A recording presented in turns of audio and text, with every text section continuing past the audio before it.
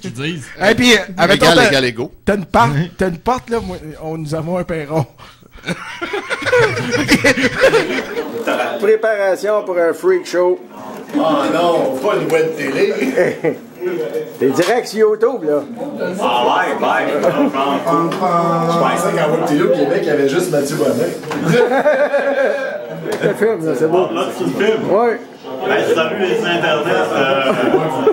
Ici, Simon Portelance en direct de douteux.tv avec Renard Frac caché derrière la caméra.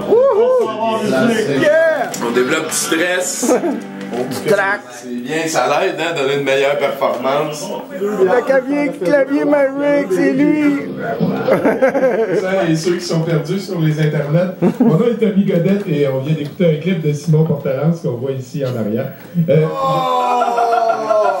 C'est tombé gentil. Dans le booster pack de mes relations.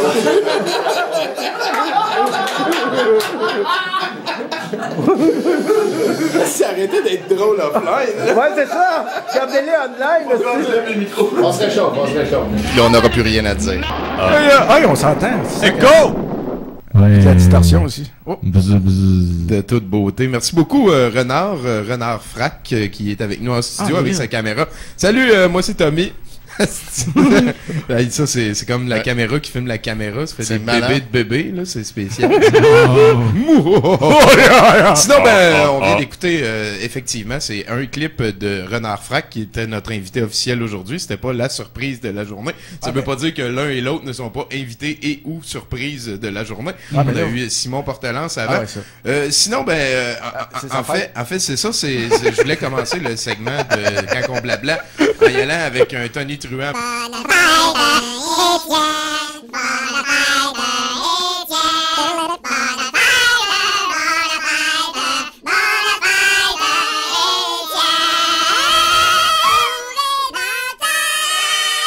Ça donne que ce soir, on a 2 YouTubers. Il y a manière maintenant d'avoir une carrière, d'avoir une renommée, de s'exprimer au travers de YouTube. Je sais pas si vous saviez. Au départ, ce site-là, ça a été fait pour partager des films de voyage entre personnes qui étaient à l'université. Je me rappelle pas le nom de l'université. Et rapidement, c'est devenu une manière de propager les chatons et autres affaires indispensables du net. J'en ai un En fait, à mon sens, Renard, t'es la personne, le Québécois que je connais qui est le plus, qui est le fattest. Tu sais, t'es the hugest Québécois on YouTube. Moi, je commencerais parce que tu connais pas grand monde. Ben, ça, c'est sûr. C'est ça. Pas tout le monde. Je sais pas, de qu'est-ce que tu veux dire? Ben, Chris, les views, tout, ça va bien. Toi, tu dois t'acheter une maison. 5 600 000 à peu près. Ben, Chris, j'avoue que John Lajoie... Ouais, mais Giz, il est juste là en plus, là. Giz.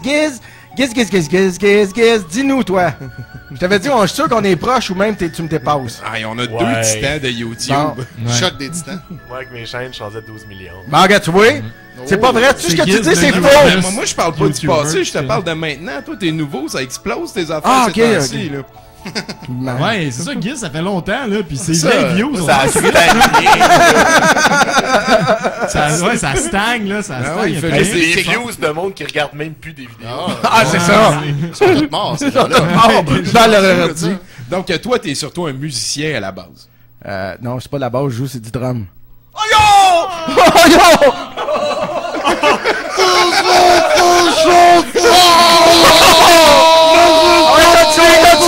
Ah ouais, shoot! Il a pris le high road, j'aime ça. On va bien s'entendre.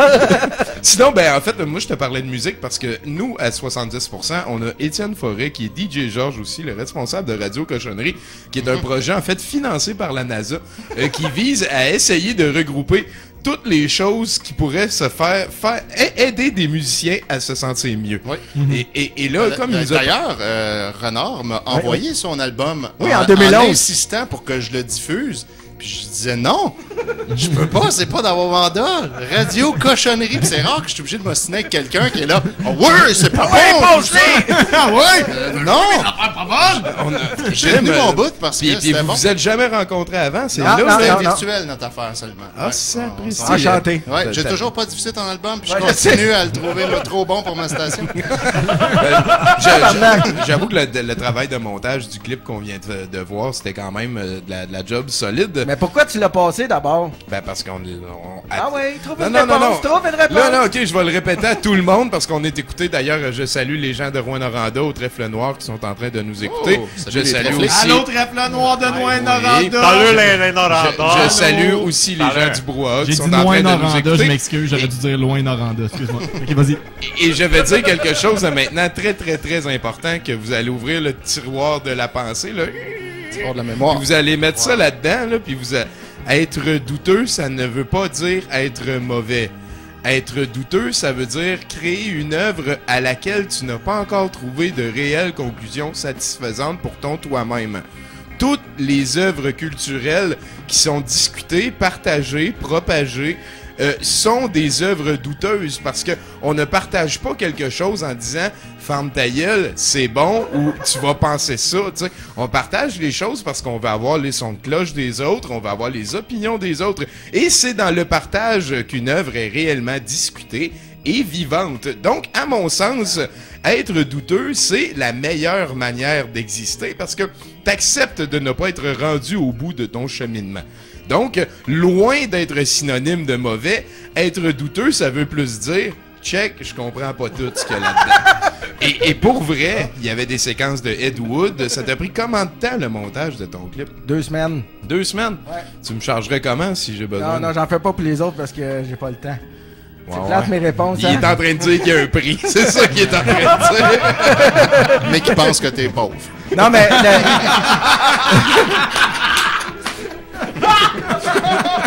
Ça va bien, ça va bien. C'est pas facile, là. Laquelle tu vas faire passer? Ben, là, tu m'en as envoyé 2, Giz. C'est laquelle tu vas payer? On va y aller avec Nathalie Tremblay et Madame Franck. Ma tante Frac. Ma tante Frac, voilà. Oh, c'est pareil. On salue tout le monde à la maison. Allô? Allô? Allez pas trop loin, on est à 70%. On écoute ma tante Frac. Et voilà, Nathalie et tout. Et voilà.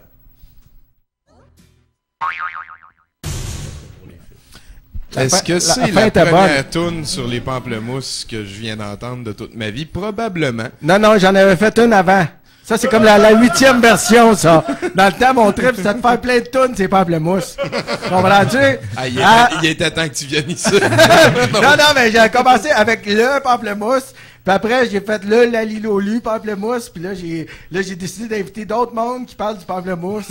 Non, c'est vrai! J'ai fait 8 versions de vidéo. Ça, c'est les 2 meilleurs, ceux-là. Ben là, on n'a pas vu l'original, là. Quand tu sais, l'original n'a pas d'égal. Ah! Ouais, parce que du beurre, c'est du beurre, hein? Ouais. Qu'ils disent. Et puis, avec égal, égaux. T'as une porte, là, nous avons un perron. C'est mon nouveau préféré, c'est Renard Frac. Fracouille sur YouTube, allez voir ça vaut la peine. Il y a vraiment du travail et beaucoup de qualité. Ça fait que, depuis combien de temps, toi, tu te prétends un YouTuber, mettons? J'en ai pas. Non, je viens de parler de la tune qu'on vient d'entendre. Depuis quand toi, mettons, quand on te pose des questions, tu réponds pas? Tout le temps. Non, mais la tune, là, OK, la tune qu'on vient d'entendre, là, c'est juste du GarageBand, toute faite, OK? Comprends-tu? Non, dans GarageBand, il y a plein d'affaires, mais celle-là est vraiment toute faite. Puis j'ai fait chanter par-dessus Nathalie Lavoie. Puis dans le temps, elle a été connue un peu, elle. Puis elle a dit, t'as-tu fait la musique? Je dis, ouais, écoute, j'ai fait en outil, la musique. Toute faite. Elle était en crise quand elle l'a entendu dans une autre vidéo sur YouTube. Elle était en tabarnak, là, solide, là. Elle était, ah ouais, mais elle me parle encore aujourd'hui, là. Et voilà le pardon. Mais c'est des droits c'est libre de droit, ces tunes-là. Tu peux faire ce que tu veux. Et voilà, ça c'est une autre affaire importante quand t'es YouTuber, faut que tu checkes tes flûtes. Ah oui, monsieur. Ces flûtes sont permanemment checkées. Oui. Comme par exemple Stairway to Heaven. C'est ça. Led Zeppelin avait été approché par Thierry Delnat. Sûrement. Il a donné son accord. Il est monté dans la verticalité pour finir à parler à Jimmy Page. C'est ça. Puis Jimmy Page dit, ah, yeah, cool, man. Ben oui, of course. Là, on va-tu passer l'original du pamplemousse? On va mettre ton autre clip que tu nous as envoyé, c'est ça, c'est lui.